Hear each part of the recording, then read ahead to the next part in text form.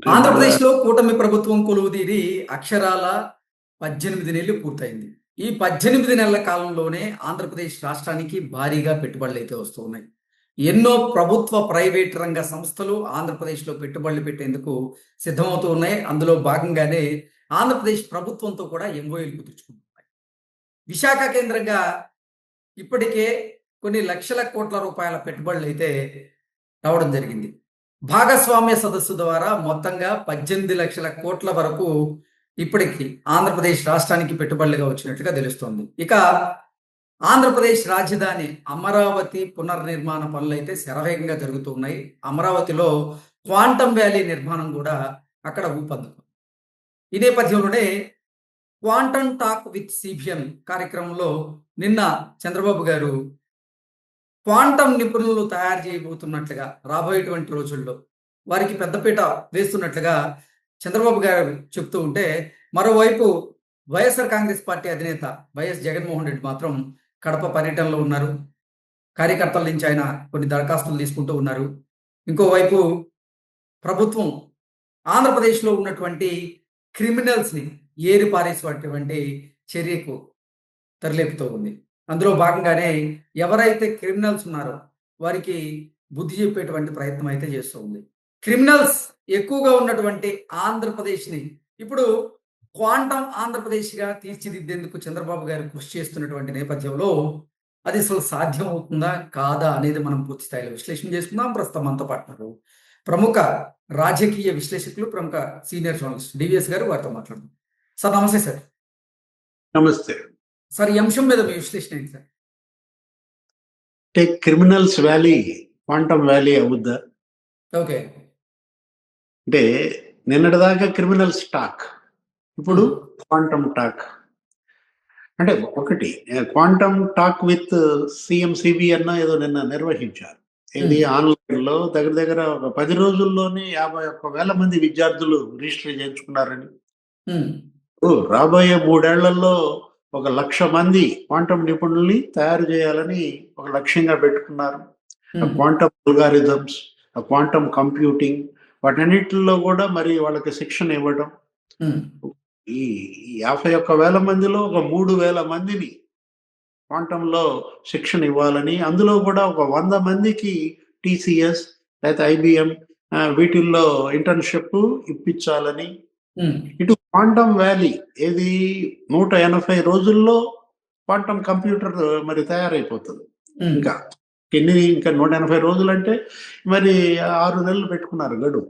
రేపు జనవరి ఫిబ్రవరిలో అక్కడ క్వాంటమ్ కంప్యూటర్ అసలు షిప్మెంట్ కూడా అయిందన్నారు. ఓకే. అంటే కంప్యూటర్లు ఇంకొక 2 ఏళ్లలో ఇక్కడే తయారై విదేశాలకి మరి ఎక్స్పోర్ట్ చేసే స్థాయికి తీసుకొస్తామన్న ఒక ఆశ, దానికి తగ్గట్టుగా ఒక పనితీరు కనపడతా. ఇక్కడ మనం తీసుకున్నట్లయితే దగ్గర దగ్గర ఒక 80% మరి క్వాంటమ్ కంప్యూటర్ కావాల్సిన ఎక్విప్మెంట్ పెట్టే ప్లాంట్స్ కూడా వచ్చేసాయి. ఒక 20% ఏమో రావాలి, అవి కూడా వస్తాయని నిన్న ముఖ్యమంత్రి చంద్రబాబు స్పీచ్ లో మనం విన్నాం.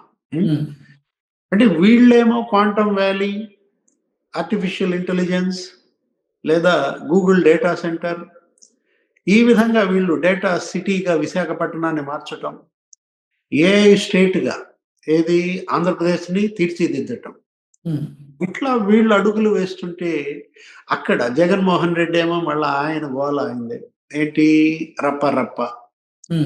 క్రిస్మస్ పండగకి వెళ్ళారు, అక్కడ కూడా రప్ప రప్ప ఫ్లెక్సీలే పెట్టారా? ఓకే. ఇప్పుడు ఏది, ఇప్పుడు 2029 ఎన్నికల్లో 88 మ్యాజిక్ ఫిగర్ దాటగానే గంగమ్మ జాతర అని ఫ్లెక్సీలు పెడుతున్నారు. 88 మ్యాజిక్ ఫిగర్ దాటగానే గంగమ్మ జాతరే, రప్ప రప్ప. అదేమంటే జగన్మోహన్ రెడ్డి ఏమంటారు, అదేముందబ్బా, అదేదో పుష్ప సినిమా ఫ్లెక్సీయే కదా, పెట్టుకుంటే తప్పేంటంటాడు. ఇప్పుడు పరకామణిలో వాడేవాడు దొంగతనం చేశాడు, చోరీ, మరి దగ్గర దగ్గర 150 కోట్లు 200 కోట్ల ఆస్తులు అతను సంపాదించాడు.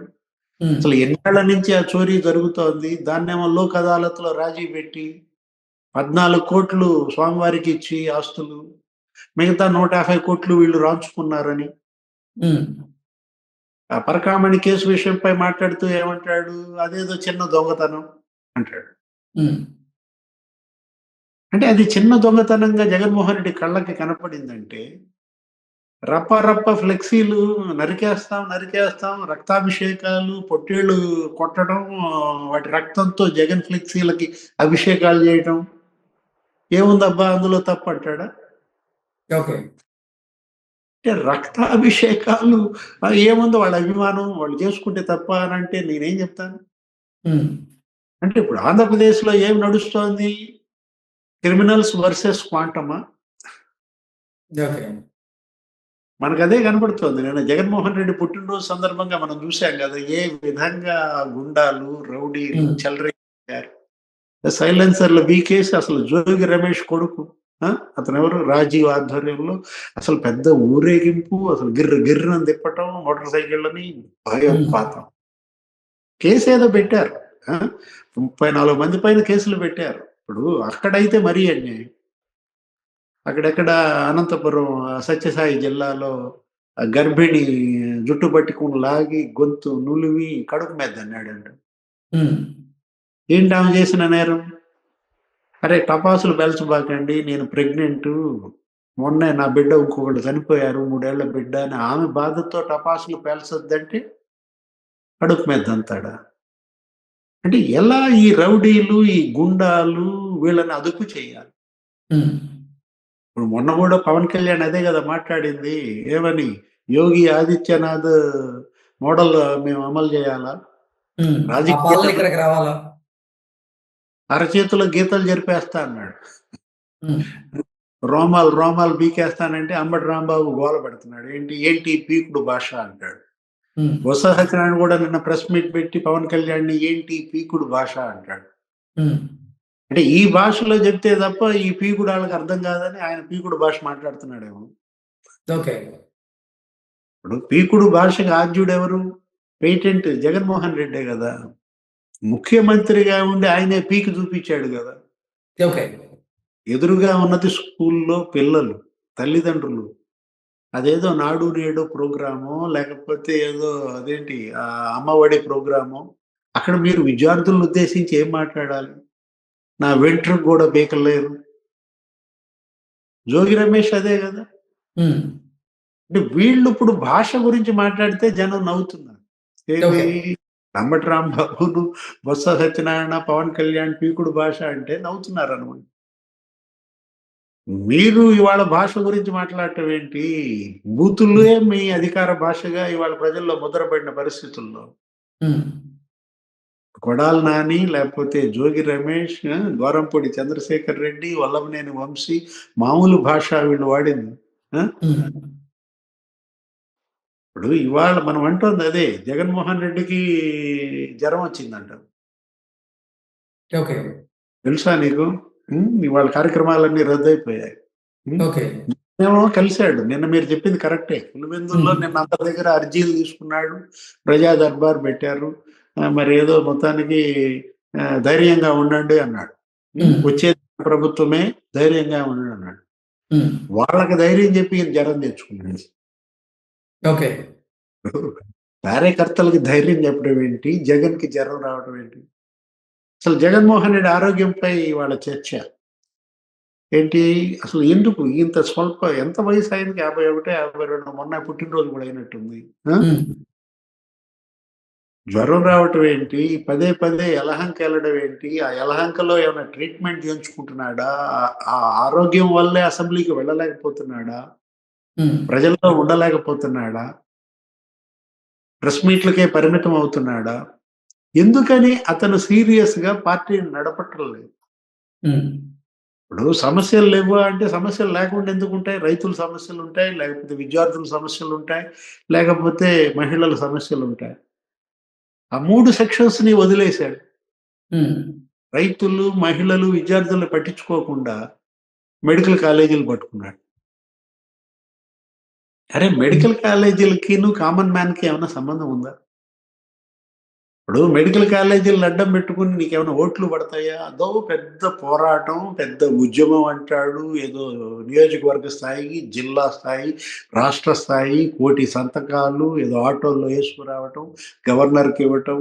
ఏంటి ఈ డ్రామా? హ్మ్. అసలు సమస్య ఏంటి? ఇప్పుడు రైతుల మీద నువ్వెళ్ళావు. ఏదో అడపాదడపా 4 చోట్లకు పోయావు. పొదిలి పొగాకన్నావు, బంగారుపాలెం మామిడన్నావు, లేకపోతే మదనపల్లి టమాటాను, ఇంకోటేదో పులివెందుల అరటన్నాడు, గుంటూరు మిర్చన్నాడు. ఏం హ్మ్. చేశావు? వాటి మీద పోరాటం ఏం చేశావు? సంతకాలు సేకరించావా? వాటిని లేదు. తీసుకొచ్చి ఆటోల్లో గవర్నర్‌కిచ్చావా? ఇప్పుడు యువత ఇవాళ నువ్వు అడ్రెస్ చేయాల్సింది వీళ్ళని కదా! నిరుద్యోగం, లేకపోతే విద్యార్థులు, ఫీజులు, ఆ! ఆ!